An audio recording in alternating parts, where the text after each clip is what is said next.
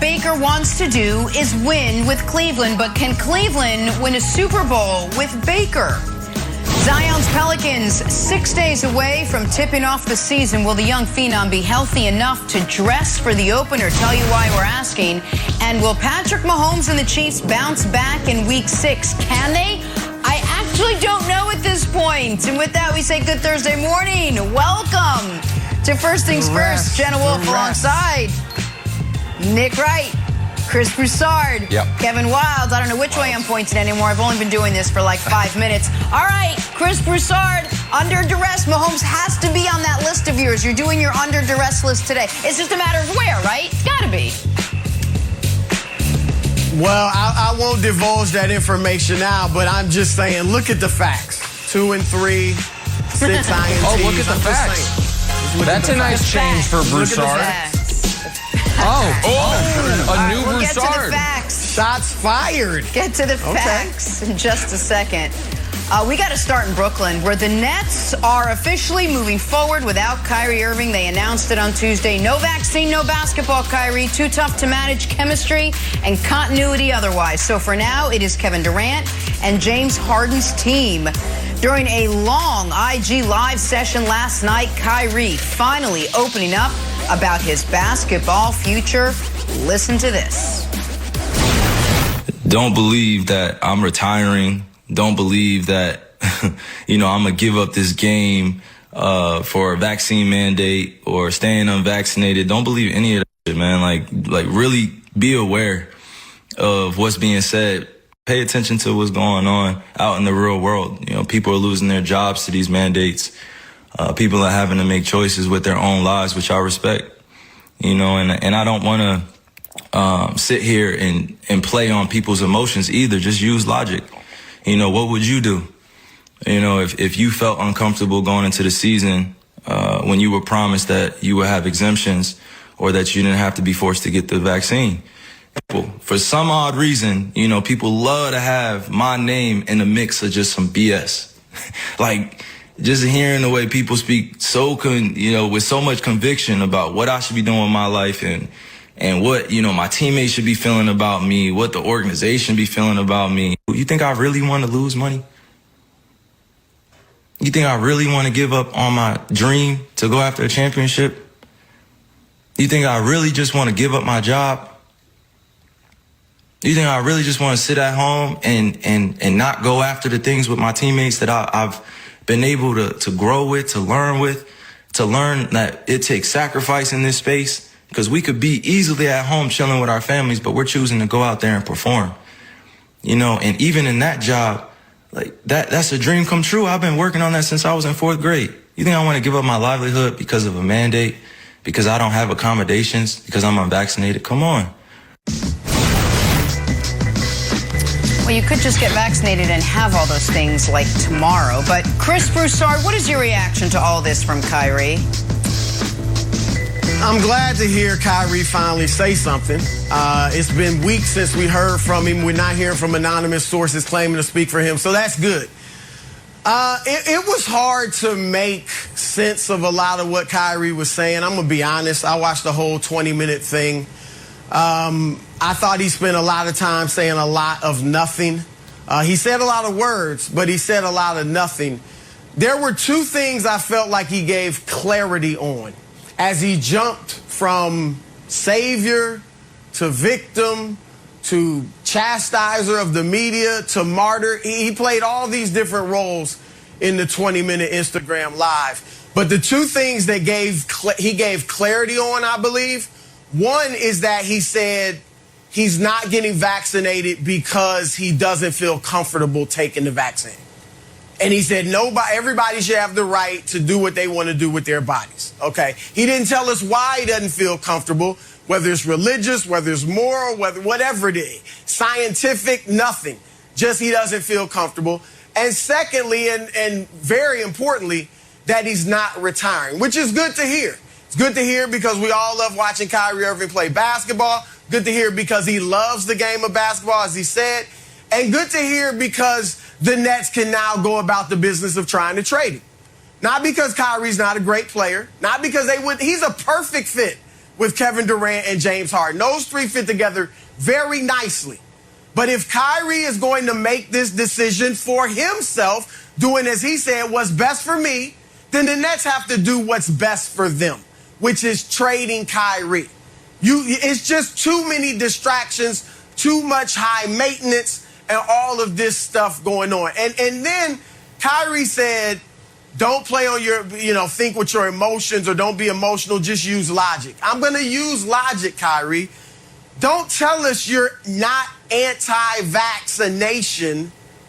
I get it. You're not against those who've taken the vaccine. But you clearly are anti-vaccination. Because if you were not anti-vaccination, for yourself at least, and for many others, then you wouldn't give up the game you've loved since the 4th grade. You wouldn't walk away from your teammates and try to win a championship. You wouldn't walk away from the organizations that's giving you $136 million. All right? You wouldn't do those things if you weren't anti-vaccination. So don't accuse us of not using logic when you're not using logic, Wilds. Correct. I'm using logic, Broussard. When you coming at old KW, you're like Kyrie, blaming the media. I'm trying my best here. Look, I wasn't Broussard blaming hit you. it on the head. I know. I'm not kidding. I know. Look, Broussard hit it on the head. This whole IG Live felt like a rough draft, right down to the yellow piece of paper that he had scribbled on, and it mirrors, Nick, a lot of his thoughts on the vaccination process and the mandate. There's something there, but it wasn't really thought out well enough to have a concrete point. Like Broussard said, he said he's not getting the vaccination. Why? We don't know. The answer we don't know, why we don't know, is because he doesn't know. He hasn't quite figured this whole thing out. And I just want to take a second, Nick, to talk about him chastising the media.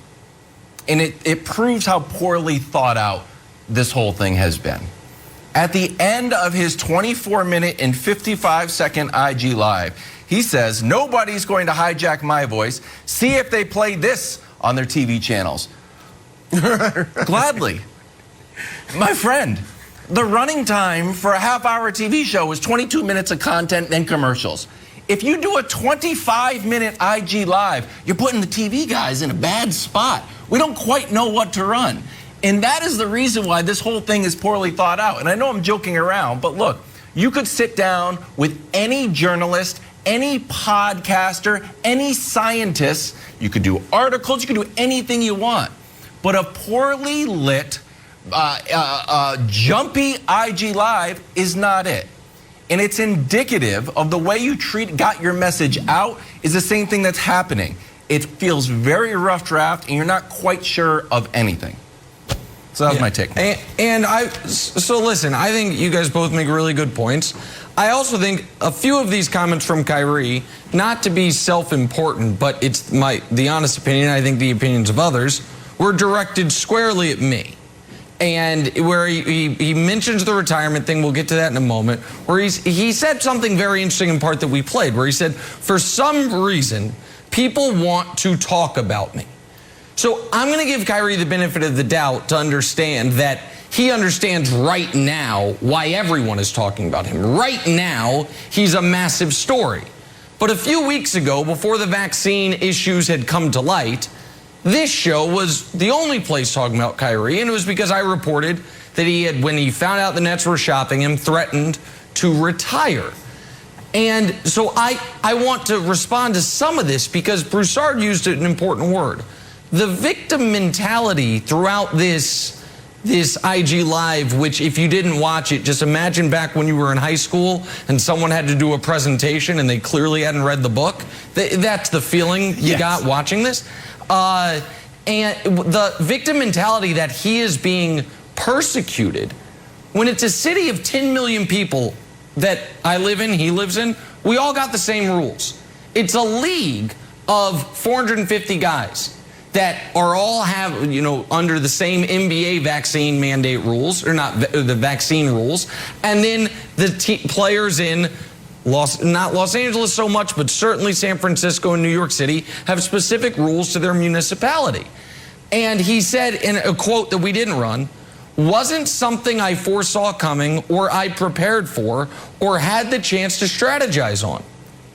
That's an indictment on either Kyrie or the people he surrounds himself by. Because if at no point did anyone say to Kyrie or did he say to himself, well, I live in an incredibly progressive, liberal, whatever you want to call it, city. We have heard there might be municipalities that do vaccine mandates. How could that affect my ability to play? That is an oversight. The level, you don't move to Miami and get hit by a hurricane and say, I never thought these happened. Like, it is the adult, responsible thing to be thinking about the potential things that could come down the road. All of us were hit by the pandemic, off guard by the pandemic. But the things that have happened since then, some of them have been pretty predictable. So a lot of this made sense, but didn't. I know that there is now almost this small group or growing group of people that are saying, well, Kyrie Irving is fighting for the reason he's not getting vaccinated is because he's standing up for the people who have lost their jobs. Okay, maybe that's the current rationale, but why then was he flirting with the idea that the vaccine magnetizes you? And why then when he did the great stuff he did at Standing Rock with the kids, was he the one person at the school refusing to wear a mask? That's got nothing to do with a bigger fight. That's got to do with what the fight that this actually is, which is I want the freedom to do anything I want and face no consequences for it. So that's where he's at from the vaccine and, you know, kind of the non-basketball standpoint. Broussard, quickly here from a basketball standpoint. Am I crazy for saying the Nets have no choice but to trade him? Because his contract's up after this year. They're not playing him this year. This is their only chance to get something for him. And I mentioned a bunch of trades yesterday. I'm going to zero in on one specifically.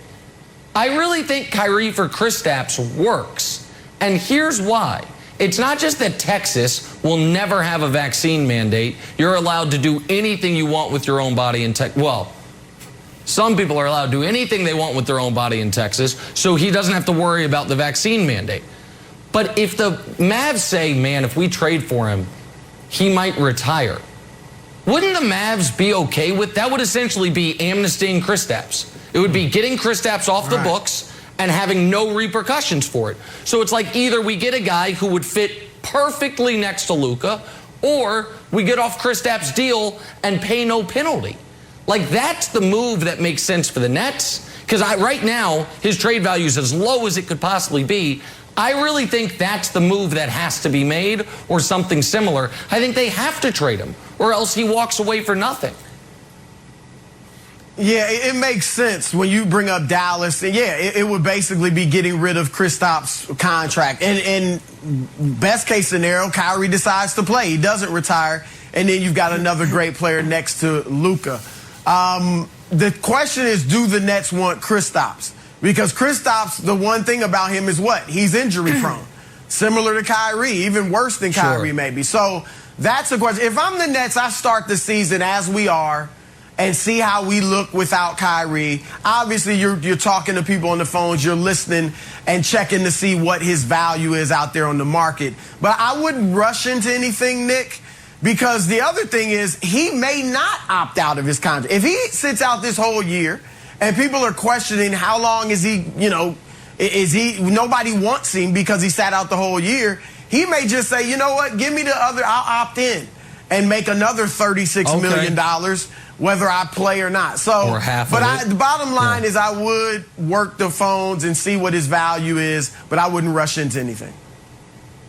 What a mess we have with the Brooklyn Nets. And we're honestly just days away from this season starting. 24 minutes or 24 and a half minutes on IG Live. If you haven't yet, go and listen to some of the things Kyrie had to say or didn't say, using all those words. We'll have much more on this still to come here on First Things First after our show. 9:30 Eastern. Go check it out. We got 2 hours of more show to do first. Let's stay in the NBA. Talks from Zion, still recovering from off-season foot surgery. Will he be on the floor for the Pelicans opener in just 6 days? We are quickly approaching the start of the season. That's next. First Things First. Nick, you know how this one goes. I speak, you draw the blank. Less than a week before opening tip. Still not sure when we're going to see Zion Williamson this season. Haven't talked about him in a while. The Pelicans star had off-season foot surgery, which has sidelined him for camp and the preseason. Initially, the hope was he'd be back for the opener, but according to The Athletic, that's now up in the air. It's uncertain. So, Broussard, your level of concern for Zion is blank. It's high, Jenna. It is high. This is not the first time that the Pelicans have underestimated one of Zion's injuries and given us an inaccurate timetable. You mentioned on Media Day this year, just a couple weeks ago, David Griffin, the GM, talked about Zion's injury, said he had surgery, which nobody knew about, and then said he'd be ready for the opener. Well, here we are a few days away from the opener on October 20th, and Zion is not yet running. Zion is not working in 5-on-5 drills or scrimmaging with his team. He's doing none of that. So it is a stretch to think he's going to be ready for the opener. You remember before his rookie season, David Griffin said Zion would be back in 6 to 8 weeks. This is in the preseason training camp. Well, it was 3 months before Zion made his debut, and then he played like 24 games. What scares me is not even just Zion missing a few weeks, the first few weeks of the season, if it comes to that. It's that, unfortunately, at least to this point, he may just be injury prone. And when you're 6'7", 285 pounds, playing with more torque and explosion than anyone in the league, that is something that you have to wonder about and worry about. And at Duke, he hurt his knee. He played the 24 games, as I mentioned, as a rookie. He played 61 games his second year. He got injured in Summer League. And here he is again in an injury he suffered in the offseason. So these are the reasons why my concern level, Nick, is very high on Zion. Yeah, my level of concern is simmering. It's not quite as high as Broussard's, but it's higher than mine has been in the past. I never bought into the whole, Zion's going to go to New Orleans and get fat, all those beignets and the great food, and what about his weight? The guy is a 100 out of 100 athlete. And guys always get in better shape as their NBA careers go on, or nearly always. So that I wasn't worried about. But the injury stuff is concerning, which is why this is so disappointing. I don't know if people remember or paid attention. What Zion did last year was wholly unprecedented. Not for a second-year player or a guy under 20. For any player ever, it was the most points per game anyone has ever averaged most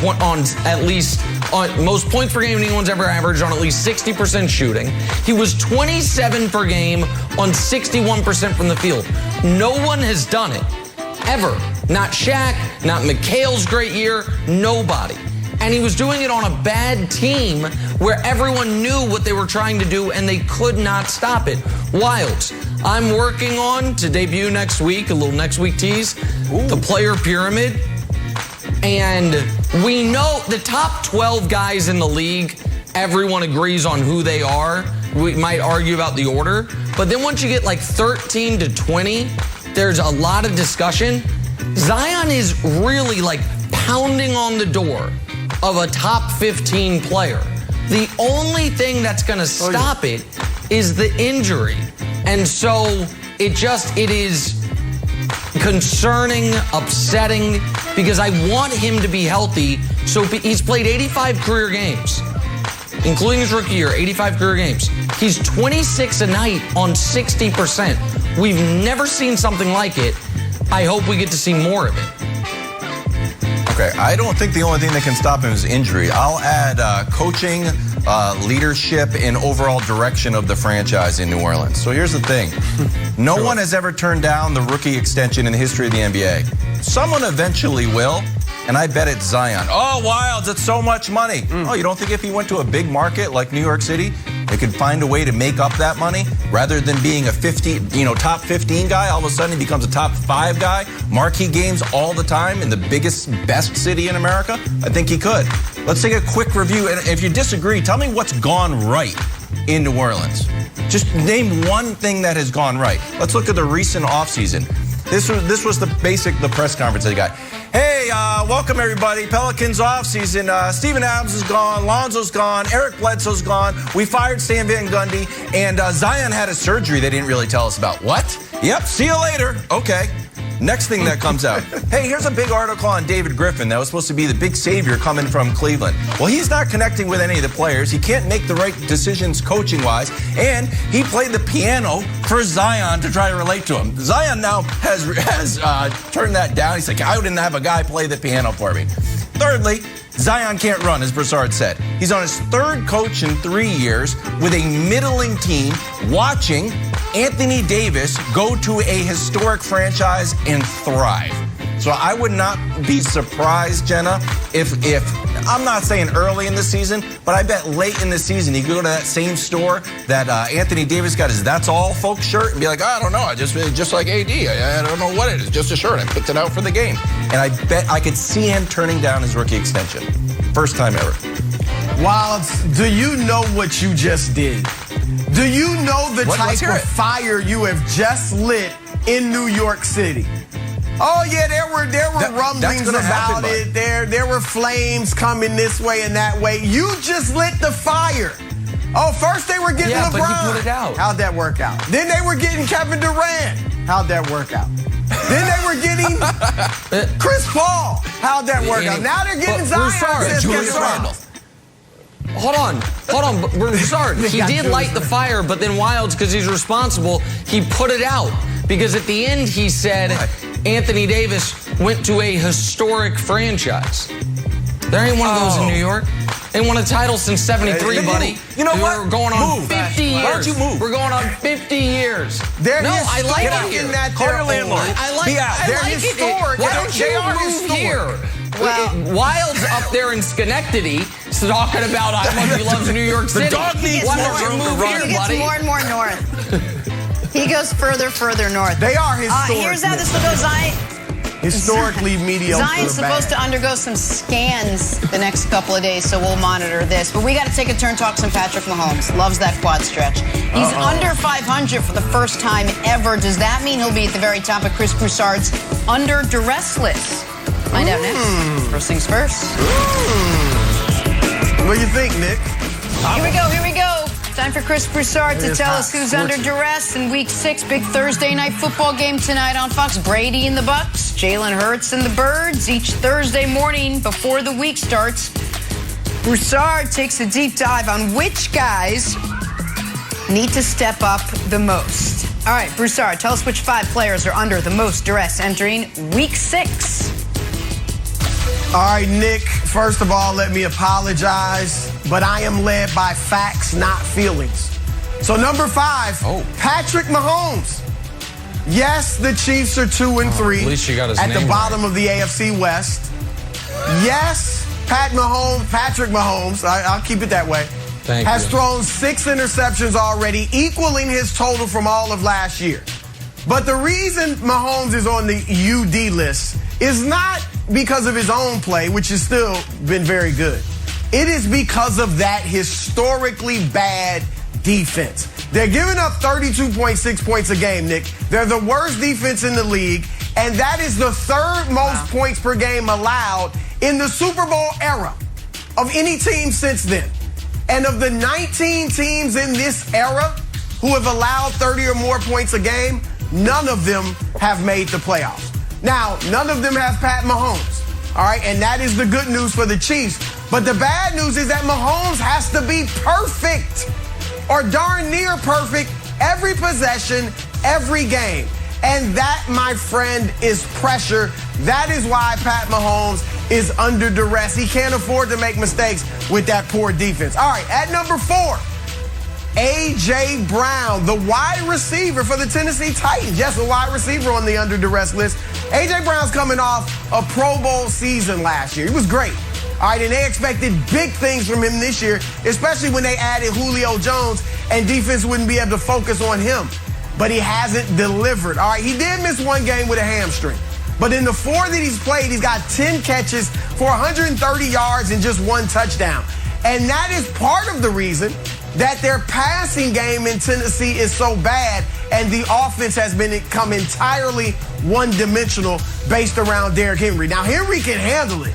He's averaging a league-high 128 yards a game, but he's only averaging 4.5 yards per carry, and that is his lowest in 4 years. All right, so is it starting to wear on the best running back in the league? They need A.J. Brown to pick it up and get some more catches, make some more explosive plays. He knows it, too. He's admitted it, especially if Julio Jones may be out this week with a hamstring injury himself. At number 3, our man Derek Carr. It should be obvious. The Las Vegas Raiders are in the midst of turmoil. And now Derek Carr is the leader. John Gruden was the leader of that team, no doubt about it. Now it's Derek Carr. I get it. GM Mike Mayock now has the most, power in terms of personnel decisions, and they got a new head coach and all that. The leader of that team is now Derek Carr. And he has got to step up and bring stability and bring leadership and bring confidence into that locker room so that they can go out and continue their fight for a playoff spot. And he also has to do it on the field because they were 3-0 and he was looking like an MVP candidate, averaging 400 yards a game. He's fallen off the last 2 weeks, averaging about 200 yards a game with 2 touchdowns and 2 interceptions. So Derek Carr is under duress this weekend. All right, we also got Odell Beckham Jr. That's right, another wide receiver on the list. On paper, OBJ is just what the doctor ordered in Cleveland.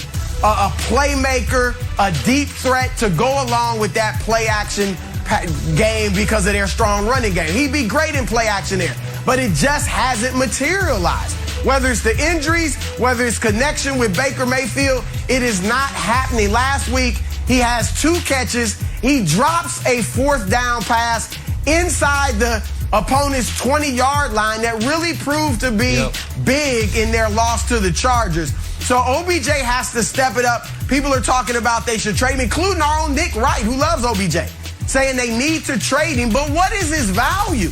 How much is somebody giving up? He hasn't had a 100-yard receiving game in 2 calendar years.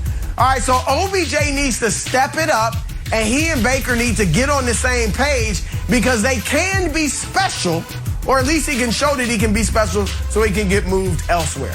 All right, at number 1 on the under duress list this week, Tua Tagovailoa.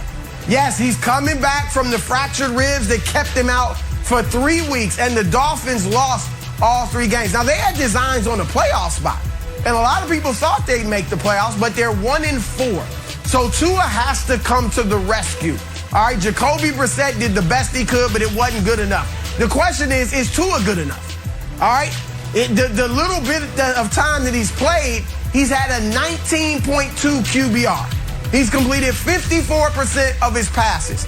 He's thrown for 215 yards. The great quarterbacks do that sometimes in a half.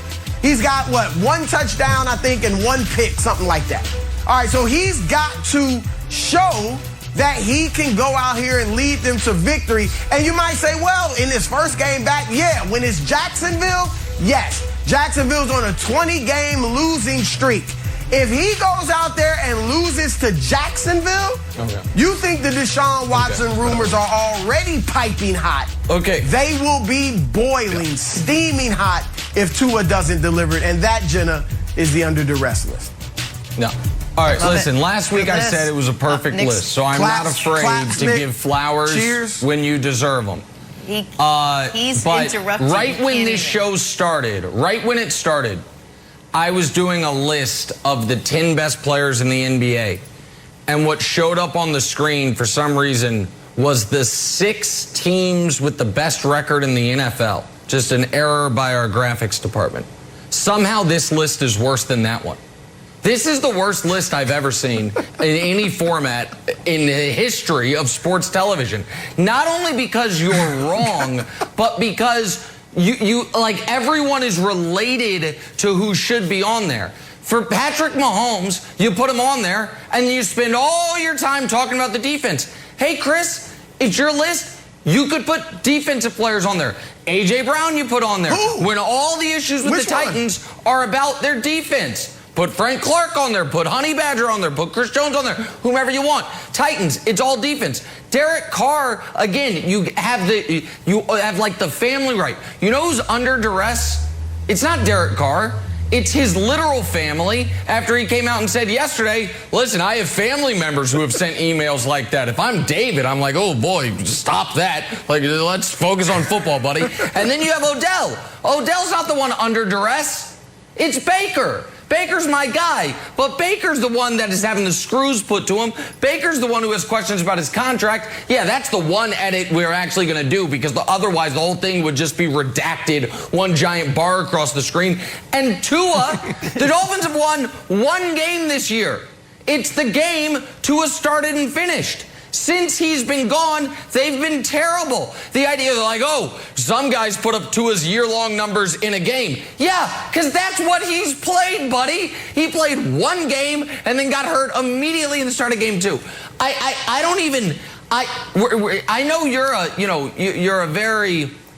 you have the highest morals of anyone on the show by far. You're a great man, and you're not a degenerate. But were you drunk last night? What is happening? This is really, really bad, Broussard. It's bad, and it's a little embarrassing for the show.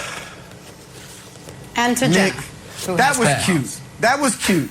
And maybe it is time for me to take Wild's advice of more honey, less vinegar when I go in on your tears. Because that's what this is all about. This is clearly a response to me week in, week out, ripping your tears. If I could find a photo of all 11 defensive players for the Chiefs, maybe I'll put the whole team on there as under duress. But I couldn't. And I couldn't single out one guy because all 11 of them are playing poorly, except maybe the Honey Badger, maybe. Tua, definitely on the list. OBJ, what? Come on, Nick. You know I was right. That list is right on the money. I think Wilds, I get it. Your upset is personal, the tears, the Jenga game, whatever you want to call it now. No. Wilds, you can give me my flowers. Jenga game. You can give me my flowers. 100%. 100%. And just to your defense, Broussard, the Honey Badger has thrown 0 interceptions this year. The Honey Badger's playing well. Don't start, Mahomes deserves to be on this list. And I'm going to piggyback on this. Little blast from the past. Last year, we talked like, oh, you know who's good? The Washington football team's defense. Look at these numbers. You look at the numbers and say, wow. But there was a little bird on everybody's shoulder saying, hey, it's just because the teams that they're playing are horrible. It's just because Dak's not playing. If they played good quarterbacks, they would get eaten up. And unfortunately, that little bird was true. Let's look at the defense last year to this year. Points, way up. Rank, way up. Obviously, yards per game, way up. And now they're 31st. They're the second to worst defense. And here's the issue. You're playing the big 3 quarterbacks in your next 4 weeks. You got Mahomes this week. Then I think you got Aaron Rodgers. Then you got Teddy Bridgewater. And then you got the GOAT. So you're going to be tested in a major way.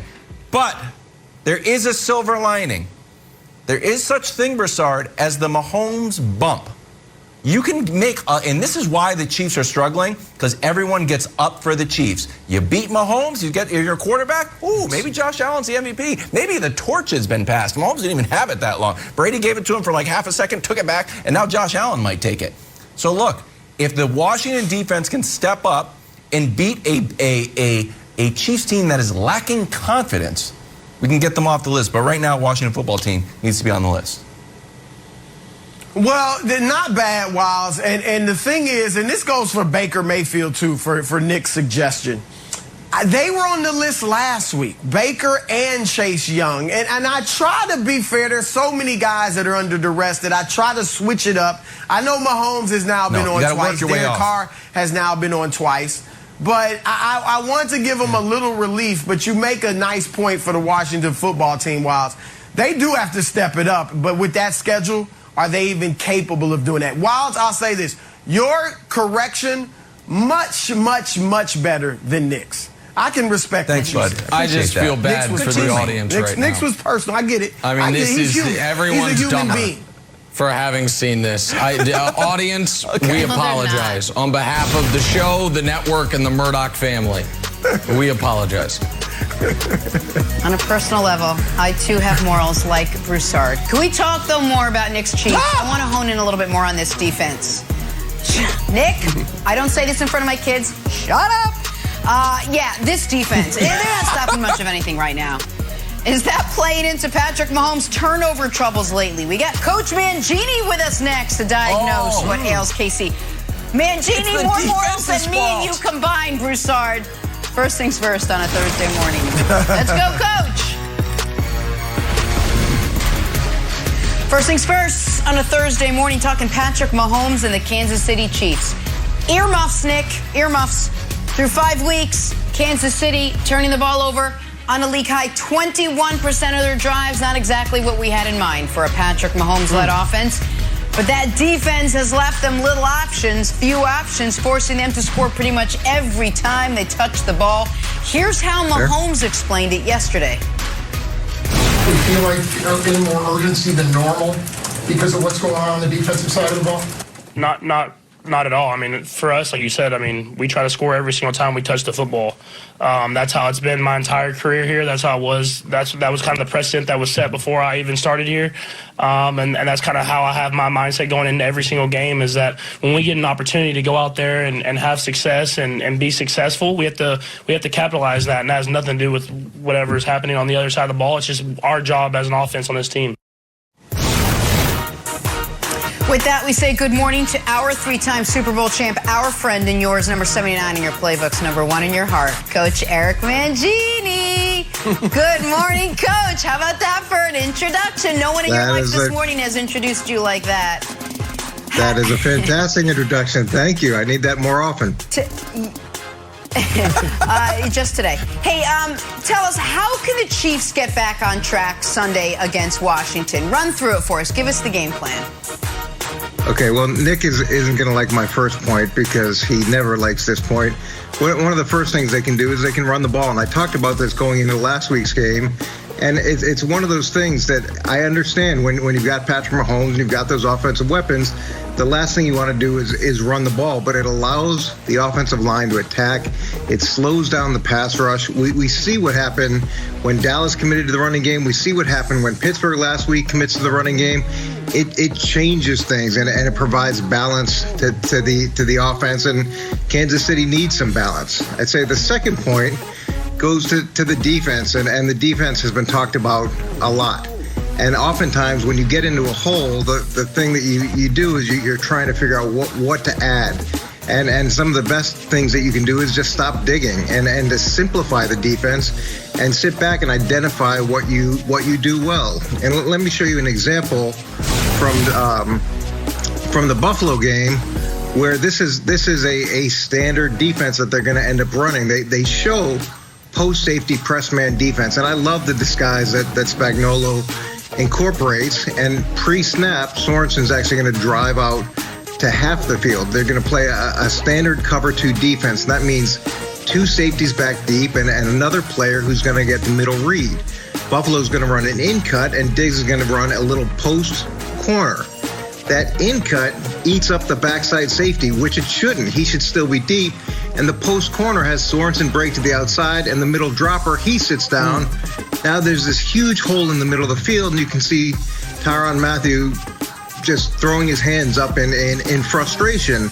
And this is a defense that should be pretty well executed on a consistent base because it's not a complicated scheme to run. Now, when you're running a lot of things, which Kansas City does, and I like that. I've always been a multiple defense, a believer in having multiple defenses. The problem is you can get away from the basics, and that's what you're seeing in a play like this, where you're something that should be really good ends up not being very good. So that's the second point. Simplify the defense, identify what you do well. And then the last point talks about risk, and Mahomes needs to take more calculated risks. And I had this a little bit with Brett Favre when we were together in New York. You don't want to take away something that he does incredibly well, but you don't need to risk. You don't need to have the risk highlighted or add to it. And here's an example from the Philly game that I want to show you. So a back in the flat. You've got two players who are going to be at the sticks. It's going to be Kelsey and it's going to be Demarcus Robinson going to run routes at the sticks. Now, what happens early is Orlando Brown gets beat on an inside move. So there's going to be pressure on Mahomes pretty quickly within this play. Now, when that happens, you've got the back in the flat, and you can see the amount of space that he has. You can throw it there right now. And then you look at Kelsey at the top of your screen, and he's bracketed by two linebackers. Now, Mahomes is actually going to go and look at Demarcus Robinson. He's not even considering the flat as an option, but he's looking at Robinson, and then he's going to come back late to Mahomes. Now, there's pressure. He's got to get an answer very quickly, and Robinson isn't the answer. Now he goes back to Kelsey, and he's bracketed by three linebackers. Well, actually, the two linebackers and the safety, but three defenders, and he's got the other defender about to create pressure and about to force a throw. So he no-look passes it. The ball's picked off. And it's a chance that's taken that doesn't need to be taken. You could go to the flat. You don't need to force it into Kelsey. And these are the type of plays that are unfortunately for Kansas City, causing and creating more turnovers than we've seen him have since his rookie season.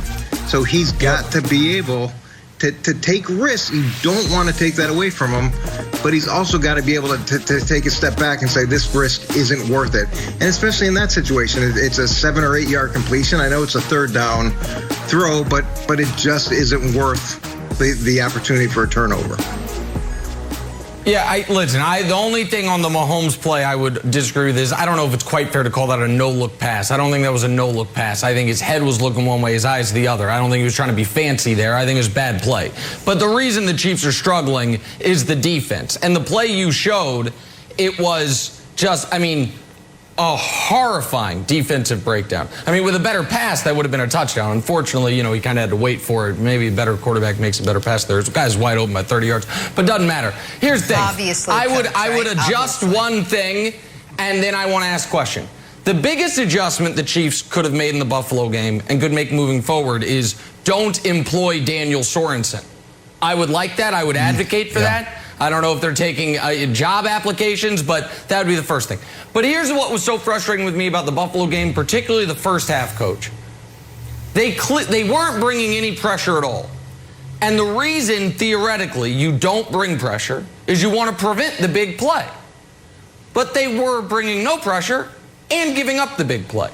So if when the defense playing as bad as it is, when you say simplify it, is this a level of that, which is, if we're going to give up a huge play when we drop 7, we might as well blitz 6, drop 5, because we're giving up big plays in standard defense anyway. That way maybe we can generate a few of our own, because in the second half, when temporarily they started to show some resistance, they were bringing more pressure. Again, that's not going to fix things, but maybe it stops the bleeding a bit, because if you're not bringing pressure and you're still giving up 70-yard bombs, then you're just drawing dead entirely defensively, I would think.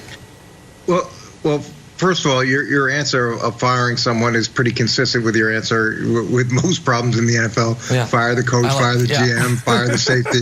Unfortunately, it's pretty hard to replace guys mid-season, especially guys with a lot of experience.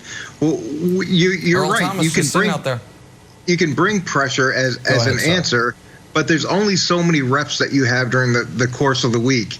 And if you're going to have multiple defenses, you're trying to rep those things against the plays that you think are the highest probability of showing up, and then you've got to rep the contingencies, the hard things to adjust within that concept. And what that does is it gives you options, but it does create some indecision. You don't get to build up the reps.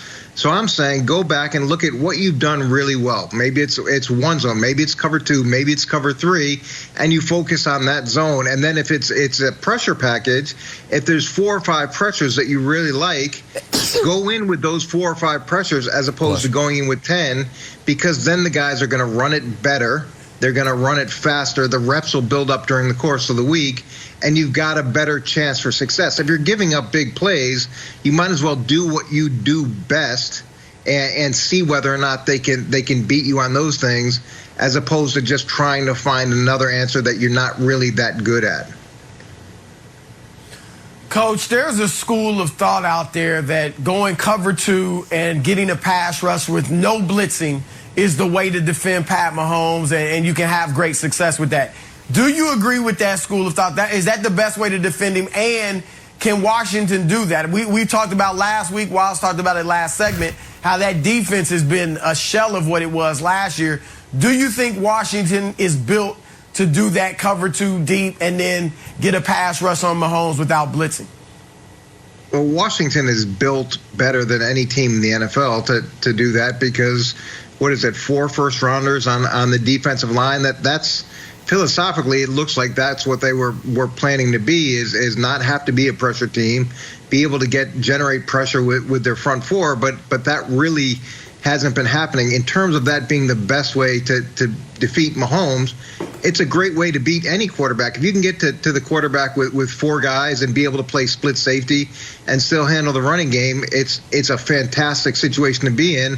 Washington hasn't shown that they can do that consistently. But I will say, Chris, and I'll say this every week, if these guys can't keep Mahomes in the pocket, which is an ongoing issue week in and week out for teams, you're going to get some big plays because extended plays for him equal big plays. And it just seems like guys are like willing to run by him and take their chances. And it's a little unfair to the secondary. Right. Tall task for Washington this week. Great stuff as always, Coach. Love the game plan. We got to take a turn, talk some Cleveland Browns now. Baker Mayfield finding himself in a little bit of hot water. Fox Bet Sportsbook has them with the 10th best Super Bowl odds this season. Is Baker, though, capable of getting Cleveland to the promised land? We'll discuss that next. First things first. That was fun, Coach.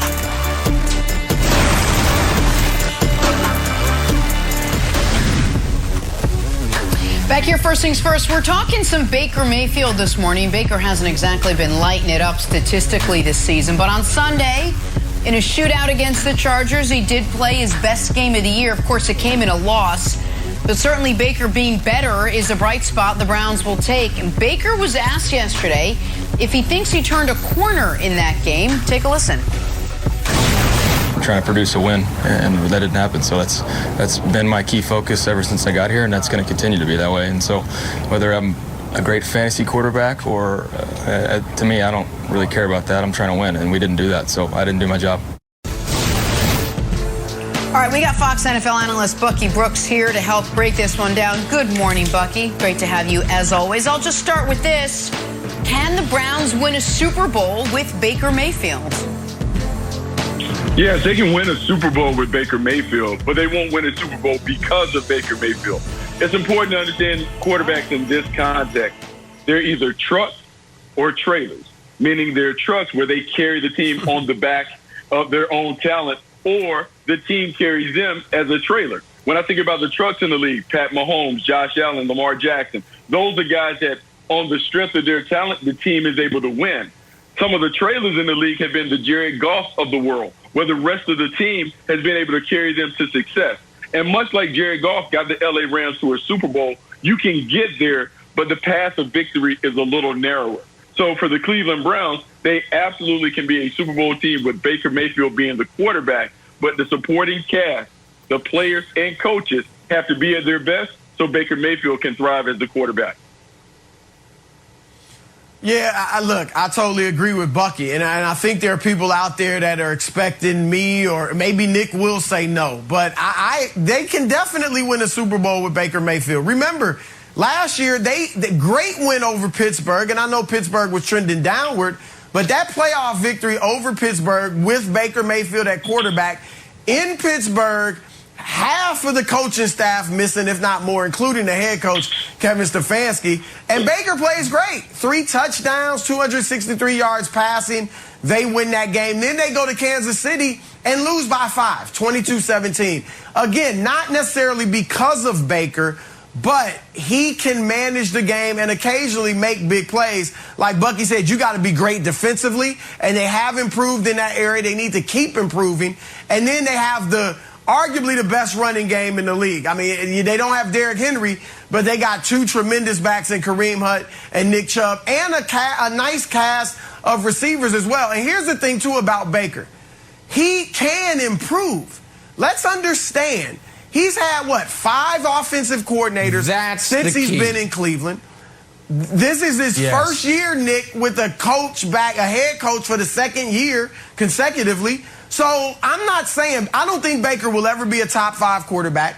He'll never be a Mahomes, a Justin Herbert, a Aaron Rodgers, in that class of guys. But he can get better, be far above average, and yes, you can definitely win a Super Bowl with him, Nick. So the improvement here is the key.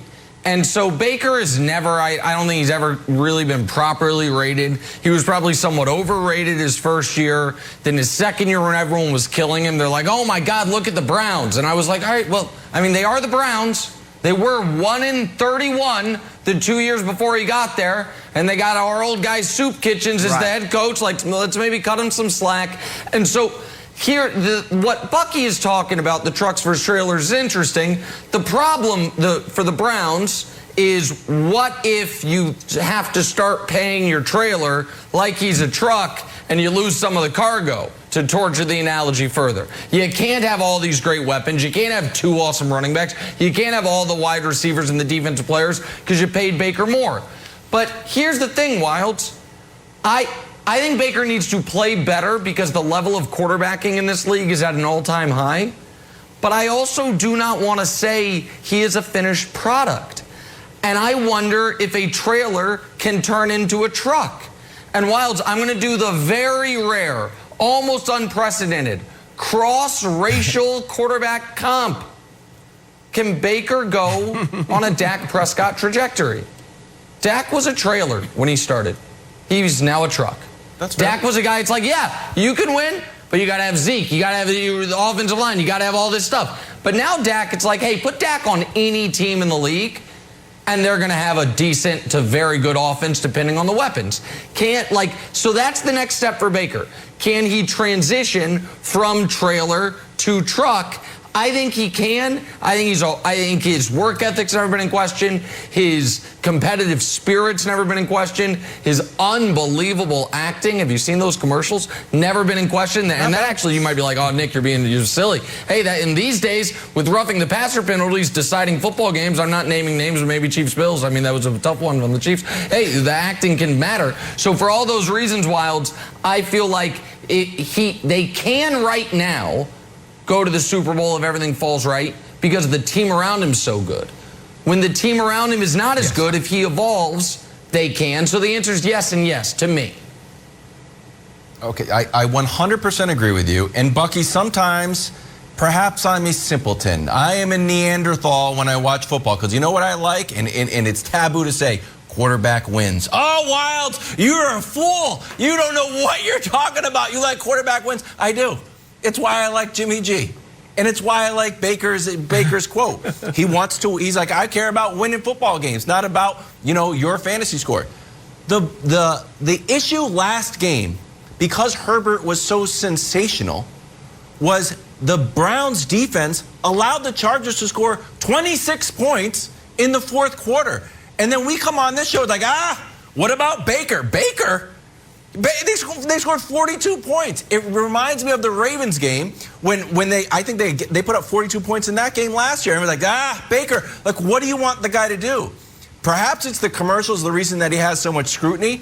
But I like the fact that Baker's trying to win games. And he recognizes if the best way to win games is to hand the ball off to Kareem Hunt and Nick Chubb more times than perhaps his agent would like him to, then so be it. I'm pro Baker. I think they can win the Super Bowl, and I think he takes unnecessary slack for not slinging it around and filling up the stat sheet and just getting W's. Oh, no, Wilds. I'm not going to let you let Baker Mayfield off the hook as the number 1 overall pick. Absolutely not. When you come into the league, celebrated as the number 1 overall pick, you are expected to be able to shoulder a load. Otherwise, why take you number 1? So the problem has been, because Baker Mayfield came in as the number 1 overall pick, we have to view him as a truck. You don't go and draft a trailer number 1 overall. The reason why we can have that conversation with Dak Prescott is because Dak Prescott was a 4th-round pick and outperformed the expectations that were associated with being a mid-round pick. For Baker Mayfield, he's number 1. And when you're number 1, we expect you to make it all right. And the issue that you have coming is we're talking about Baker as if he's a young quarterback. He has 50 starts. You typically know what a quarterback or a player is after 3 or 4 years. But now we're coming up on the crossroads for the Cleveland Browns where they have to make a decision. Are you going to pay Baker Mayfield what Pat Mahomes, Josh Allen, and those guys receive? Or are you going to really look at how Baker Mayfield plays and pay him a contract that's according to what he does personally, individually? Because if you pay him like Pat Mahomes, you then begin to believe that he can do Pat Mahomes-like stuff, and you remove some of the weapons around him. And if he is unable to do it, everybody is disappointed because he falls short of the threshold based on the $40 million club and being the former number 1 overall. Just look at Jared Goff and also look at Jimmy G. The reason those guys are scrutinized is because the expectations, rather, the compensation doesn't match the production. That's why everybody's upset. No, Bucky, here's what I say, sorry, though. Bucky. Go ahead. Sorry, I apologize. Go ahead. It's Brandon. No, Brandon, we can't put you on the screen. Brandon Marshall. Sorry, it's Brandon Marshall. He's trying to jump in on the Baker Mayfield thing. No, buddy, we're all giving him credit. Sorry, Brandon. We'll talk to you later, buddy. Sorry. All right, as you were, Broussard. My bad. Sorry. I was going to say, at this point, look, I get it that he was the number 1 pick, but we can't look at him that way anymore. Okay, he's not like going to be this guy that steps in and changes the fortunes of his franchise by himself. Yes, he was the number 1 pick, but that's not how we can look at him right now. And I'd say, and this, I think, Bucky, I think you'd agree with this. And Nick, this answers your question about does he have to become a truck if he gets paid? Don't pay him. I play him out next year on his 5th year option, and then I franchise him for a year. That gives me 2 more years to see what he can do and maybe win a Super Bowl in those 2 years and then decide from there. So I think it's that simple. Still got that progressive money rolling in, Jenna. Also, he really only had one good game this season. A lot of progressive money rolling in. Bucky, that was great. Thank you so much. Much appreciate the insight. Hey, we got to take a turn, talk some NBA. We got to talk about Zion. Haven't talked about him in a while. He's still recovering from off-season foot surgery. Is he going to be on the floor for the Pelicans opener in 6 days? Yeah, but most people aren't watching the whole show. They can only take me in bits and pieces. Exactly, Jenna. Jenna, you nailed that. Wilds is a doofus. Now for some stories to start your morning. Sponsored by Ram Trucks, built to serve. We got to head to Brooklyn for our top story. The Nets are moving forward without Kyrie Irving. They announced on Tuesday, no vaccine, no basketball. It's just too tough to manage all the chemistry and the continuity otherwise. So for now, it is Kevin Durant and James Harden's team. During a long IG live session last night, Kyrie finally opening up about his basketball future. Take a listen.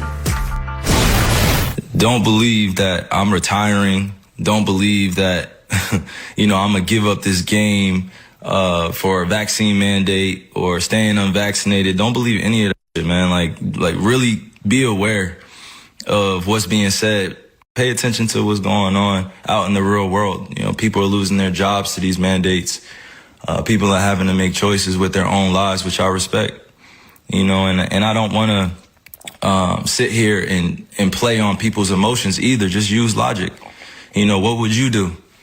If you felt uncomfortable going into the season when you were promised that you would have exemptions or that you didn't have to be forced to get the vaccine. For some odd reason, people love to have my name in the mix of just some BS. Like, just hearing the way people speak with so much conviction about what I should be doing with my life and what, my teammates should be feeling about me, what the organization be feeling about me. You think I really want to lose money? You think I really want to give up on my dream to go after a championship? You think I really just want to give up my job? You think I really just want to sit at home and not go after the things with my teammates that I've been able to grow with, to learn that it takes sacrifice in this space? Because we could be easily at home chilling with our families, but we're choosing to go out there and perform.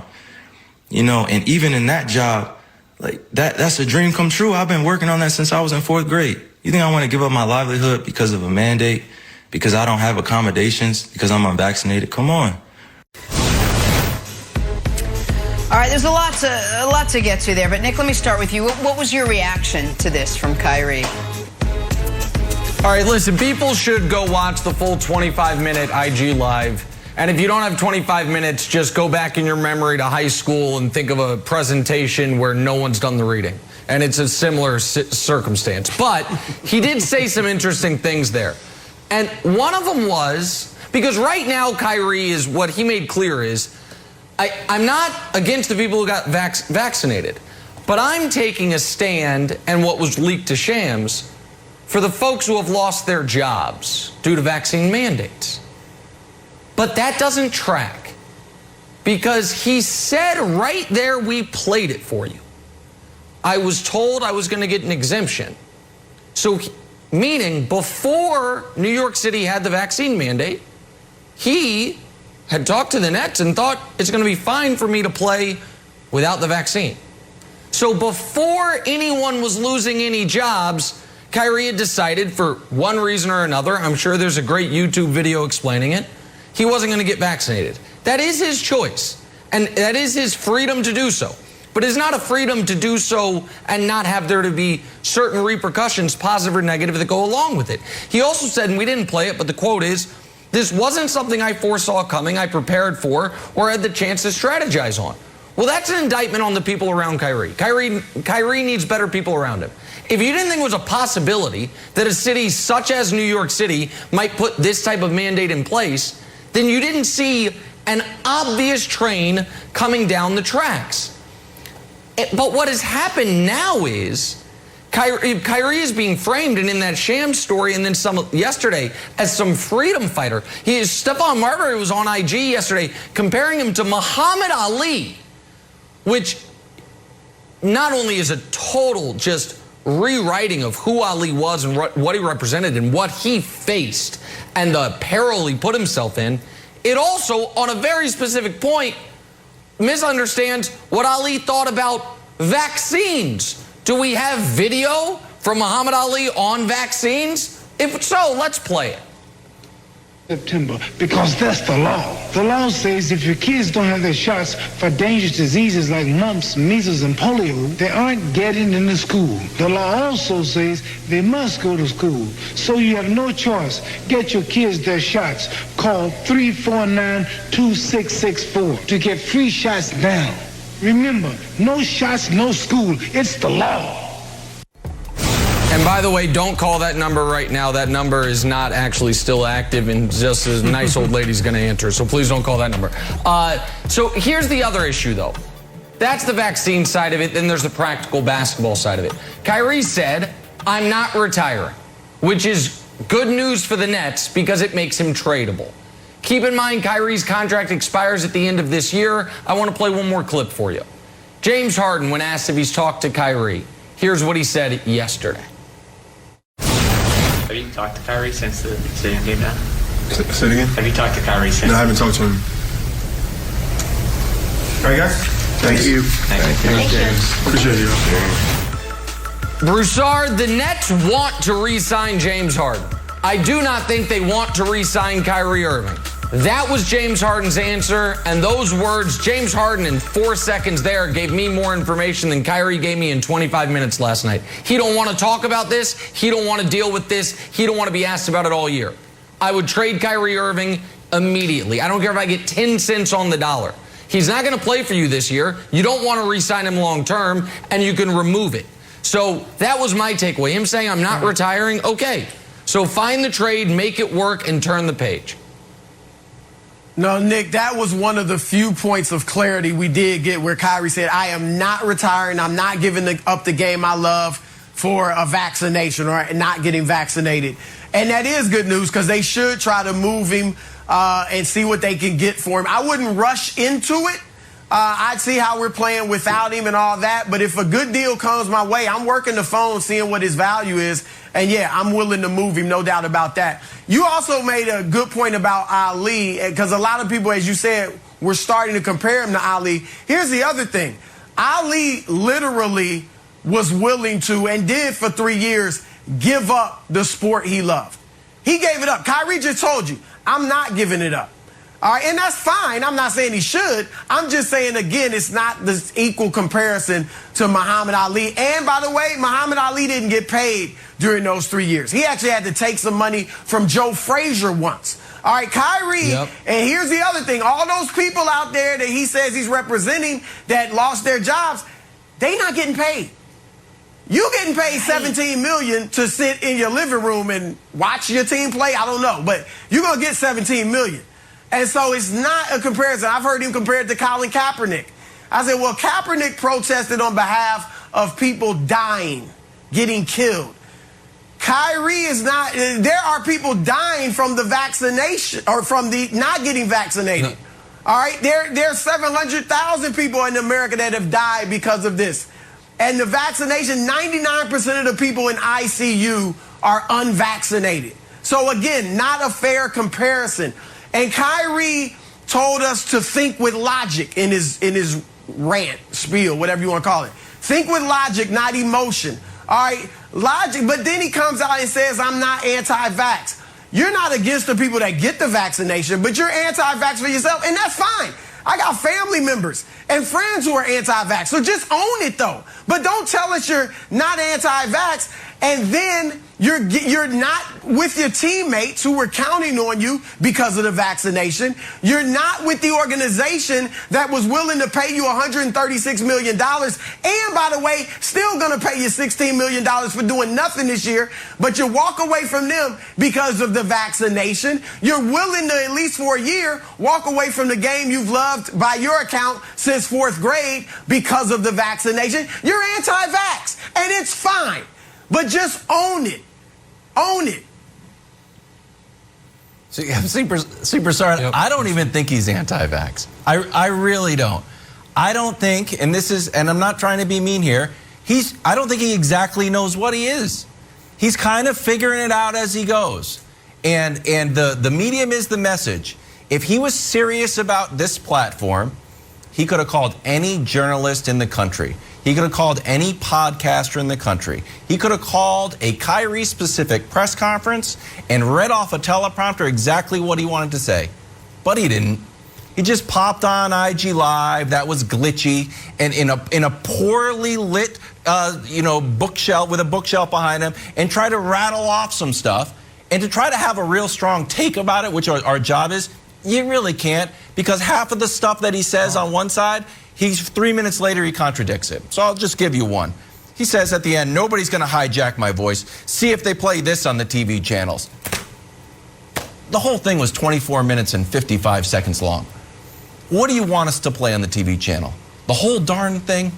It just proves that there's no strategy to getting the message out. You want to get a message out? Call Lee Jenkins and Sports Illustrated, have him write something. You want the TV channels to play something? Release a 2-minute clip. You know this. The media's not all pawns. Nick, there's just no plans for how to get his message out because he doesn't have a plan because he's not exactly sure what he thinks. Right, because 3 months ago, when he was doing great stuff with the kids at Standing Rock, he refused to wear a mask, even though every kid and worker there did. And a few months ago, he's out there liking videos about how the vaccine creates little microscopic robots in you. And now it's about the people who have lost their jobs. But he tells you in the video he didn't want to take the vaccine before there was even a mandate. Here's what it is. You're telling me to do something, so I won't do it. Because you are telling me to do it, I refuse to do it. That's where we're at here. It's sad.